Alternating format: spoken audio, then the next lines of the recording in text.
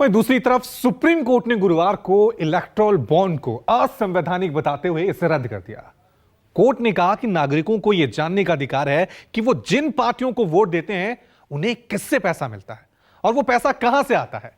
Electoral bond में पैसा देने वाले डोनर का नाम गुप्त रखा जाता था, लिहाजा कोर्ट ने इसे सूचना के अधिकार का उल्लंघन भी माना।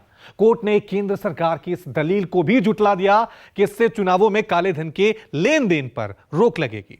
लोकसभा चुनाव से ठीक पहले आया यह फैसला केंद्र सरकार और सत्ताधारी बीजेपी के लिए बड़ा झटका माना जा रहा है।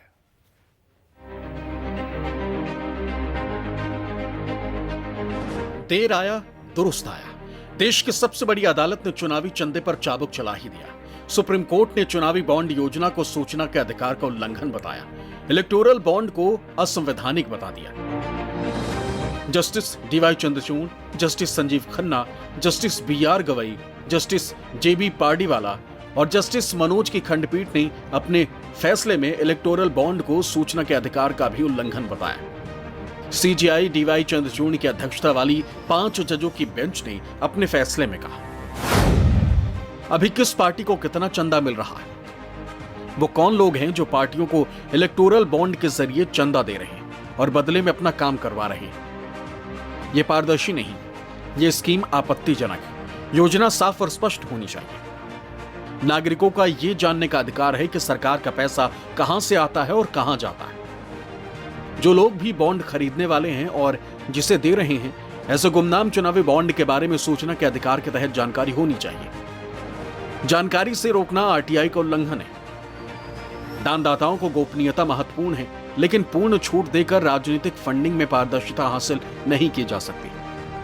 चुनावी बॉन्ड योजना को यह कहकर उचित नहीं ठहराया जा सकता कि इससे राजनीति में काले धन पर अंकुश लगाने में मदद मिलेगी। इस योजना से सत्ताधारी पार्टी को फायदा उठाने में मदद मिलेगी।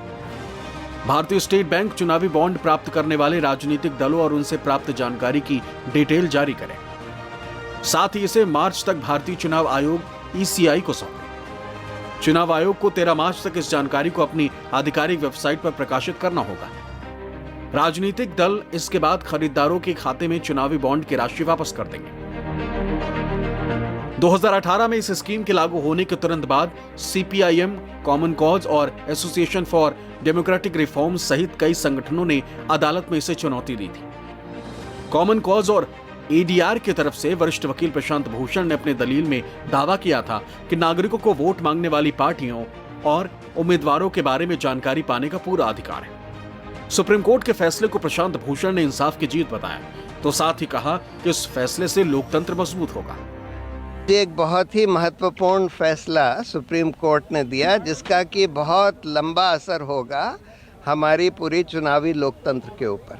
उन्होंने ये इलेक्टोरल बॉन्ड की स्कीम कॉम्प्रिहेंसिवली स्ट्राइक डाउन कर दी है, ये कहते हुए कि इसमें जो एनोनिमस एलिमेंट इन्होंने लाया कि भाई किसी को पता नहीं लगे कि भाई ये इलेक्टोरल बॉन्ड किसने खरीदे और किसको दिए, ये बिल्कुल हमारे जनता के सूचना के अधिकार के खिलाफ है, जो कि एक मौलिक अधिकार है जनता का।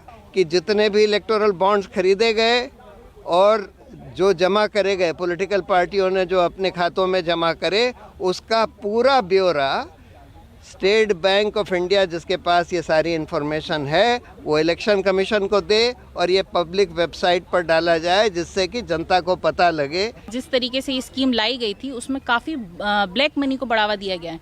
एक ट्रांसपेरेंसी नहीं है इसमें, आप किसी का नाम डिस्क्लोज नहीं हो रहा। इसके पहले नाम डिस्क्लोज होता था और एक निश्चित 2000 रुपये से ज़्यादा आप अगर नहीं दे सकते थे कैश में। अब इन्होंने कितने भी रुपए आप जो है बॉन्ड खरीदिए बैंक में जाके और पार्टी को डोनेट कर दीजिए। इससे ट्रांसपेरेंसी तो पूरी तरीके से खत्म हो गई और निश्चित रूप से कहीं ना कहीं डेमोक्रेसी के लिए बहुत बड़ा खतरा है। तो मैंने इसमें पिटीशन दायर करी थी कि इस स्कीम को रद्द किया जाए। It should be transparent. आज जो जजमेंट आया डॉक्टर जया ठाकुर की पिटीशन पे एक हिस्टोरिकल वर्डिक्ट है और इलेक्टोरल बॉन्ड की स्कीम को वो सेटिसाइड किया है। जो तीनों के तीनों अमेंडमेंट थे, फाइनेंस एक्ट का, कंपनी एक्ट का, पीपल रिप्रेजेंटेशन एक्ट की जो अमेंडमेंट थे उनको अनकॉन्स्टिट्यूशनल माना है और ये माना है कि जनता का जो राइट टू नो का अधिकार है उसको सुरक्षित रखना जरूरी है डेमोक्रेसी के लिए, क्योंकि इस तरीके की जो स्कीम थी ये थ्रेट थी डेमोक्रेसी के लिए। इसने एक ट्रांसपेरेंसी हमारे इलेक्टोरल फंडिंग, पॉलिटिकल फंडिंग में इंट्रोड्यूस की है। पिछले 6 साल से ये स्कीम चल रही थी जिसके तहत जो फंडिंग हो रही थी पॉलिटिकल पार्टी की वो एक तरह से सीक्रेटिव फंडिंग हो रही थी, तो वो अब खत्म हो गई है। जजमेंट इमीडिएटली ऑपरेशनल हो गया है। तो आज की डेट में जो इलेक्टोरल बॉन्ड अनएनकैश्ड हैं उनको रिटर्न करना होगा ताकि जनता को, आम सिटीजन्स को पता चल जाए किसने कितना पैसा दिया।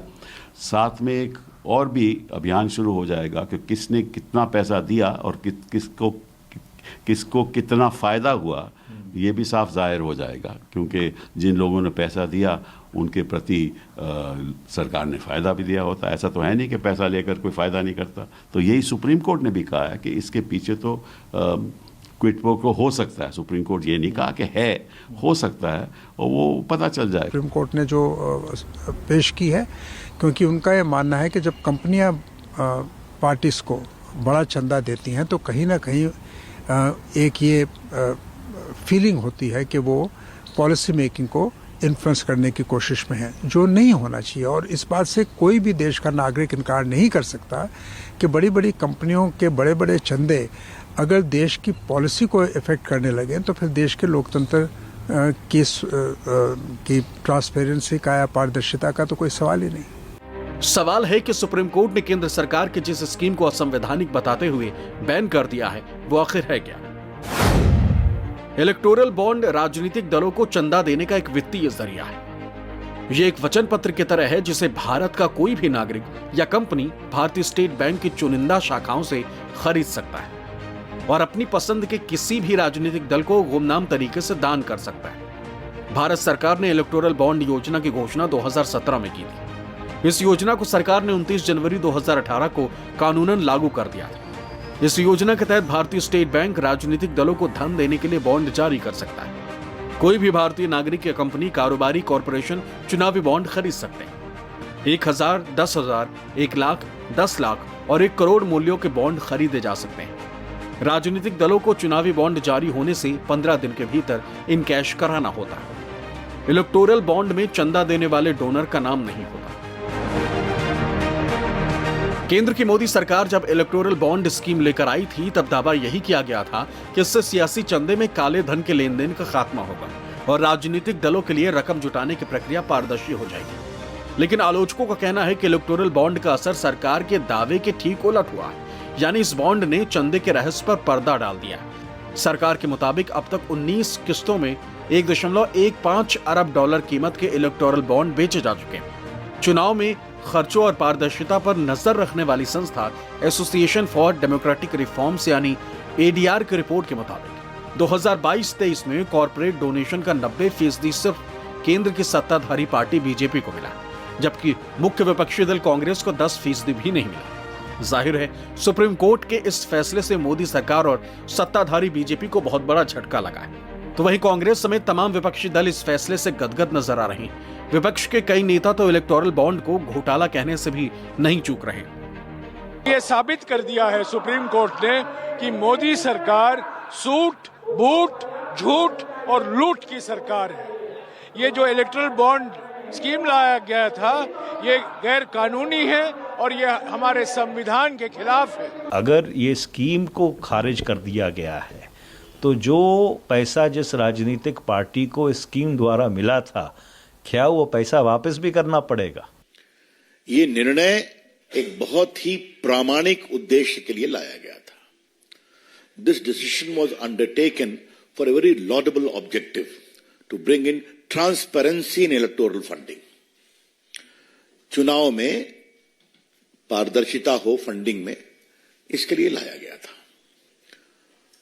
चुनाव में कैश का प्रभाव कम हो उसके लिए भी लाया गया था। इस बात को समझना बहुत जरूरी है। सुप्रीम कोर्ट ने एक ऐतिहासिक निर्णय दिया है और भारतीय जनता पार्टी की ब्लैक मनी कन्वर्शन स्कीम यानी इलेक्टोरल बॉन्ड स्कीम को खारिज कर दिया।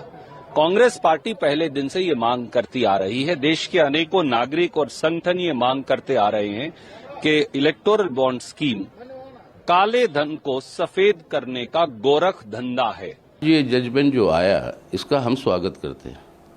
हम समझते हैं कि जिस तरीके से देश के अंदर राजनीतिक भ्रष्टाचार को कानूनी दर्जा दिया गया, ये एक बहुत ही गंभीर बात है।